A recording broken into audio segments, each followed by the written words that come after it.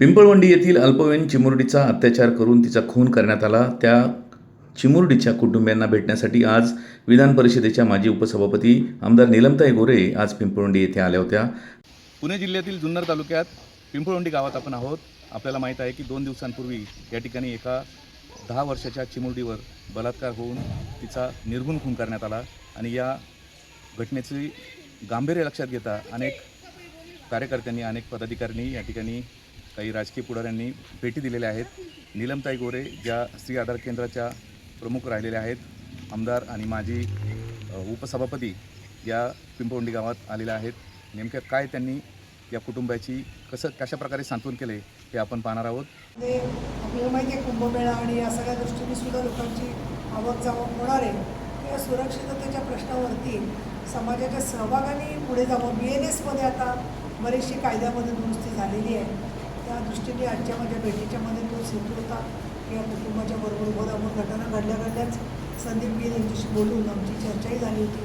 अशा प्रकारे काम व्हावं आणि त्यामुळे पुणे जिल्ह्याच्या ग्रामीण भागातली घटना म्हणजे फक्त ठेवून न ठेवता पोलिसांच्या सुरक्षिततेचा पिंपळवंडी पॅटर्न तयार व्हावा अशा पद्धतीने आमचा प्रयत्न आहे की जेणेकरून या घटनेमधून काही शिकून अजून आपल्याला मजबूतपणाने काम कसं करता येईल या दृष्टिकोनातून आमचा प्रयत्न विधायक राहणार. पीडित कुटुंबियांनी आपल्याकडे कोणत्या मागण्या केल्या किंवा काही पीडित कुटुंबाने आमच्याकडे 5-6 मागण्या केलेल्या आहेत. एक म्हणजे त्या फाशीची शिक्षा झाली पाहिजे, त्याचबरोबर दारूबंदी व्हावी अशी त्यांनी मागणी केलेली आहे.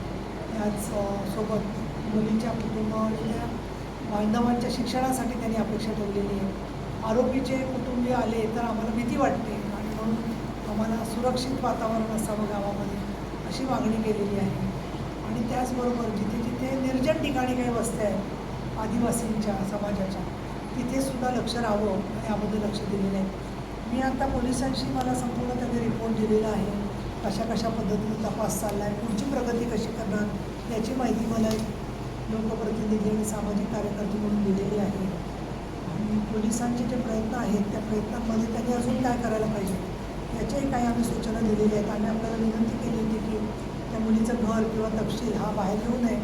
या दृष्टिकोनातून तुम्ही अत्यंत जबाबदार आणि परिपक्व पत्रकार आहात, त्याच्यामुळे तुम्ही आम्हाला त्याबद्दल सहकार्य दिलेले आहे, त्याबद्दल मी आपले आभारी आहे. पण कुठल्याही परिस्थितीमध्ये त्या कुटुंबाची आयडेंटिटी जेवढी कमी कळेल लोकांना तेवढं चांगलं. शक्यतो त्याची गोपनीयच असणार आहे आणि अशा घटनांच्यामध्ये कोणी राजकारण करू नये अशी आमची अपेक्षा आहे. तुम्ही एकनाथ शिंदे साहेबांशी बोललात, कुटुंबियांना बोलणं करून दिलं, नेमकं काय बोलणं झालं तुमचं? त्याच्यामध्ये कुटुंबियाला त्यांनी धीर दिला की आम्ही सगळे तुमच्याबरोबर आहोत आणि फाशीची शिक्षा नसरापूरच्या घटनेप्रमाणे इथे होईल, साक्षी पुरावे समोर येतील आणि तो नराधम जो आहे त्याला नक्की शिक्षा होईल असा तुम्ही विश्वास बाळगा, तुम्ही एकटे नाही आहात अशा पद्धतीने शिंदेसाहेबांनी अत्यंत शांतपणाने त्यांच्याशी संवाद साधला, पोलिसांशी संवाद साधला आणि पोलिसांना त्यांनी सूचना दिल्या की तुमचं पेट्रोलिंग आणि गस्त वाढवली पाहिजे अशा सूचना त्यांना दिल्या. तर नसरापूरच्या केसमधल्या कुटुंबियांना सांगितलं की तुम्हाला पुढची काही माहिती कळत नसली तरी आम्ही स्वतः सरकारी वकिलांच्या आणि उच्च न्यायालयातल्या कायदे प्रक्रियेच्या याच्यामध्ये आहोत, संपर्कामध्ये आहोत आणि पुढेचा सुद्धा तपास चांगल्या पद्धतीने व्हावेत याकडे आम्ही सरकार म्हणून लक्ष ठेवून आहोत. स्त्री आधार केंद्राच्या माध्यमातून आपण गेली अनेक वर्ष काम करताय. त्यावेळेच्या महिलांच्या समस्या आणि आत्ताच्या समस्या यामध्ये निश्चित फरक जाणवतो. नेमकं काय फरक आहे? एक फार मोठा फरक झालेला आहे तो म्हणजे पॉक्सो कायदा 2014 नंतर आल्यावरती आता बलात्काराची व्याख्या काय असावी याच्यावरती दुर्दैवी चर्चा होत नाही. आता पूर्वी असं व्हायचं की बलात्कार समजा त्यांनी अन्य ठिकाणी कुठे अजून अत्याचार केले असतील तर तो बलात्कार आहे की नाही याच्याचवरती कोर्टामध्ये वाद व्हायचा. परंतु आता त्यांनी पॉक्सोमध्ये अनेक कलमं केलेली आहेत आणि त्याच्यामुळे पॉक्सो व्यापक झालेला आहे, सिद्ध करणं शक्य होतं. दुसरा फरक झाला की टेक्निकल एव्हिडन्स म्हणजे तांत्रिक स्वरूपाचा पुरावा, विशेषतः DNA टेस्ट ही आता असल्यामुळे प्रत्यक्षामध्ये अगदी त्या व्यक्तीची आयडेंटिटी ताबडतोब आपल्याला स्पष्ट होते आणि आरोपीला शिक्षा होणं आपल्याला शक्य होऊ शकतं. हा दुसरा फरक झालेला आहे. पण तिसरा फरक असा झालेला आहे की क्रूरता आणि त्याच्यामध्ये लैंगिकता वाढवणारी औषधं, ब्लू फिल्म्स याचं प्रमाण वाढलेलं आहे आणि त्याच्यामुळे एक अनेक लोक विकृतीच्या बाजूला वळत आहेत असा फरक तिसरा झालेला आहे की ज्याच्याबद्दल आपल्याला जागतिक स्तरावरती ते मोठं आव्हान आहे. आणि त्यामुळे या येणाऱ्या फिल्म्स किंवा गेम्स काही जे येत आहेत त्या गेम्समध्ये तर अमुक एक पद्धतीने चापकाने फटकारे मारणं, त्याच्यानंतर अजून ब्लेडनी वार करणं, किंवा तिला सांगणं की तुला आता शिक्षा म्हणून असं कपडे काढून बसावं लागेल, असे गेमचे जे प्रकार झालेले आहेत त्याच्यावर कसं रोखणं हे आता नवीन आव्हान आहे असं मला वाटतं. आणि त्याच्यात आमची अर्थातच केंद्र सरकार आणि राज्य सरकारकडून अपेक्षा आहे. नवीन पिढी जेन झेड म्हणतो आपण, त्यांचंही आव्हान खरं तर सरकारसमोर आहे, त्याबाबत काय सांगा? सगळीच काही जेनची पिढी अशा पद्धतीची आहे असं मी म्हणणार नाही आहे. त्याच्यामध्ये 2-3 प्रकारचे लोक आहेत. काही जेन्युइन प्रश्न असणारे लोक आहेत. पण तुम्ही काय तरुण लोक कॉलेजमध्ये असाल, तुम्ही शब्द तुम्हाला माहिती असेल, त्यांचं वाक्यच पण च्या शिव्यांनी सुरू व्हायचं. मैत्रीत पण तसंच बोलायचे. आपल्याकडे पण शिव्या आईवरून देणं हा मैत्रीचा भाग मानला जातो. या गोष्टी काही जेन्सीच्याच फक्त असं आहेत असं नाही आहे. आपल्या समाजातली जी बाकीची संस्कृती आहे त्याच्यामधली थट्टेचा प्रकार जो आहे त्याच्यात कुठेतरी सुद्धा विवेकबुद्धी आली पाहिजे असं मला वाटतं. एक प्रश्न होता ज्यावेळेस ग्रामस्थांनी रास्ता रोको आंदोलन केलं, तो रास्ता रोको आंदोलन मागे घेत असताना त्यांनी एक मागणी केली होती आमदार साहेबांना की संबंधित कुटुंबाचं पुनर्वसन व्हावं. महसूल विभागाने DYSP साहेबांच्या साक्षीने निवेदन पण दिलेलं आहे की आम्ही त्या कुटुंबाचं पुनर्वसन ते कशा पद्धतीने करणार, मग त्या संबंधी काही तुम्ही त्यांना काही आश्वासन आता दिले? आज तर ते अजून दुःखामध्ये आहे. पुनर्वसन करायचं म्हणजे नक्की काय त्यांची अपेक्षा आहे समजून द्यायला लागेल त्यांचं. आणि त्याच्यानंतर मग पुनर्वसनासाठी काय मार्ग आहे तो काढता येईल. त्यांची अपेक्षा काय बघून पुनर्वसन करायला पाहिजे.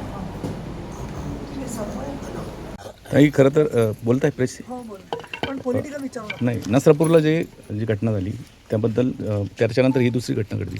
काय तर सुव्यवस्था खरं तर आपल्या जिल्ह्यामध्ये कमी पडते. एक झालं आता अशी अजून एक घटना हिंगोलीत पण झालेली आहे. सायबर क्राईमची घटना नागपूरमध्ये झालेली आहे. एक असं झालं आहे की एखादा मोठा लोंढा यावा आणि त्याच्यामधून अश्लील माहिती, वेगवेगळ्या पद्धतीच्या ब्लू फिल्म्स, ड्रग्स या सगळ्याच्या लोंढ्यामध्ये घरातले संस्कार आणि माणसाची संवेदनशीलता हरवत चाललेली आहे.